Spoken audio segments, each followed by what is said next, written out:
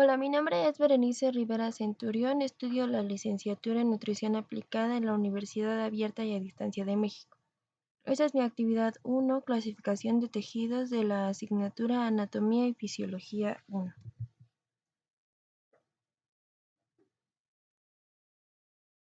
La clasificación de tejido.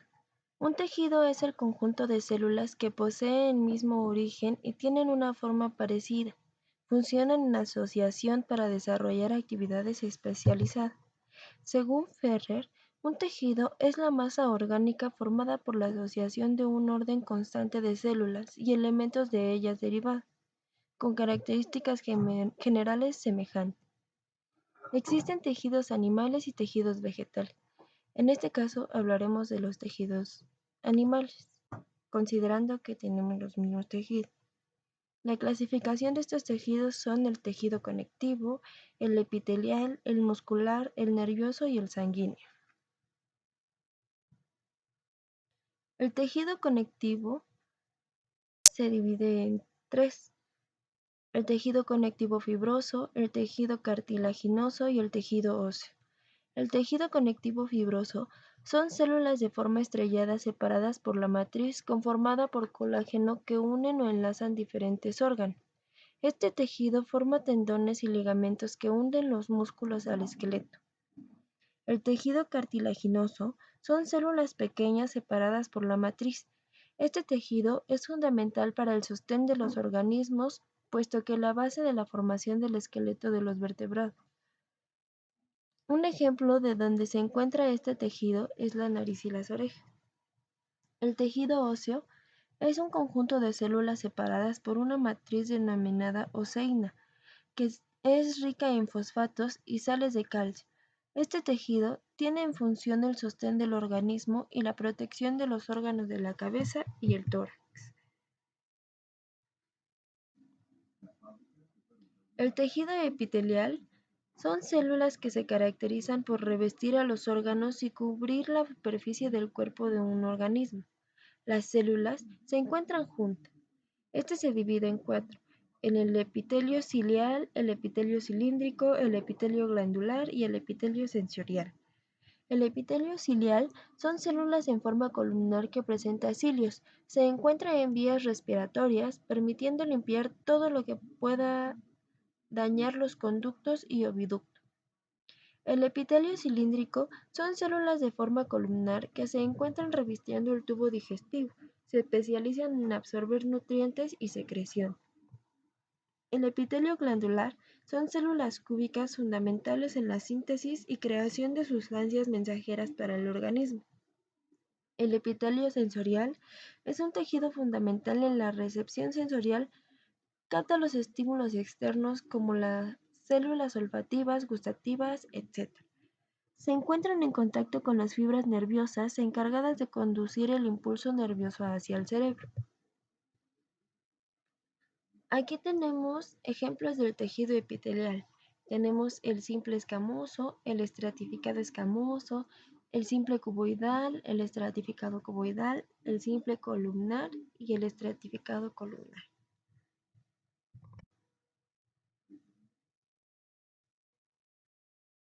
El tejido muscular es un tejido fundamental en el trabajo mecánico a partir de su contracción generada por dos proteínas, la lactina y la miosina. Este se divide en tres: el músculo liso, el músculo esquelético y el músculo cardíaco. El músculo liso son células delgadas, fusiformes, que se encuentran en los órganos huecos como el aparato respiratorio, digestivo, urinario, vasos sanguíneos, etc. Se caracteriza por generar movimientos involuntarios controlados por el sistema nervioso autónomo. El músculo esquelético está formado por células largas, cilíndricas, gruesas y multinucleadas. Se localiza en los músculos voluntarios, acompañado de tejido conectivo que le permite que el músculo se una al hueso. El músculo cardíaco se conforma por células alargadas y ramificadas en sus extremos. Se localiza en el corazón, con una contracción rítmica espontánea e involuntaria que permite los latidos del corazón.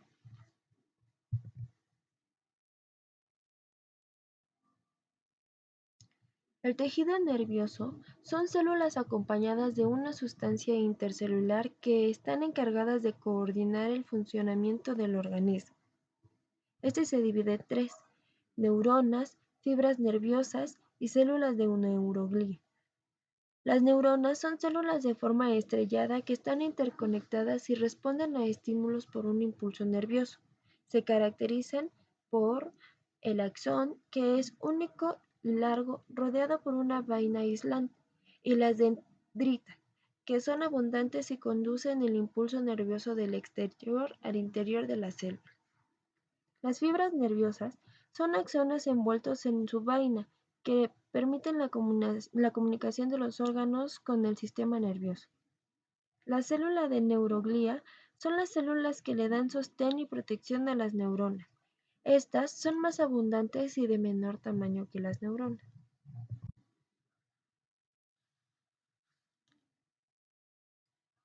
El tejido sanguíneo.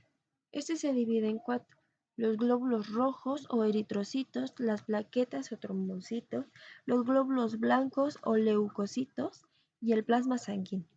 Los glóbulos rojos son células en forma de disco que carecen de un núcleo celular y se originan en la médula ósea. Dentro de estas células se encuentra la hemoglobina. Esta es una proteína fundamental en el transporte de oxígeno a todo el cuerpo y recolección de dióxido de carbono. Las plaquetas son células ovaladas y pequeñas sin núcleo. Estas participan en el proceso de coagulación, sellando la zona dañada. Como se dice coloquialmente, se crea una costra. Los glóbulos blancos son células que sí presentan núcleo. Son fundamentales en el sistema de defensa. Tienen la capacidad de entrar y salir del torrente sanguíneo para llegar al tejido infectado. Estas se clasifican en dos: fagocitos e inmunocitos. Los fagocitos se encargan de eliminar los antígenos por fagocitosis, y los inmunocitos identifican los antígenos y generan una reacción del sistema inmune. El plasma sanguíneo es el líquido donde se encuentran las células sanguíneas. De igual manera, existen otras sustancias como sales minerales, glucosa, grasas, hormonas, vitaminas, etc. El plasma es fundamental para el transporte de nutrientes y productos de desecho.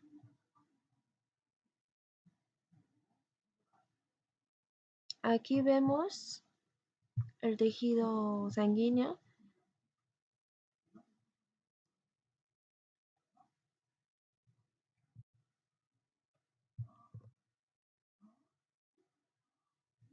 De nuevo. Aquí tenemos los glóbulos rojos, los glóbulos blancos, el plasma, que es este líquido amarillento, y las plaquetas. Gracias.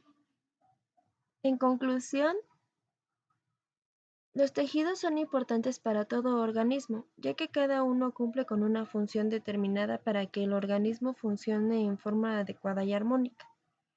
Permiten la formación de órganos, aparatos y o sistemas que se integrarán dentro del individuo.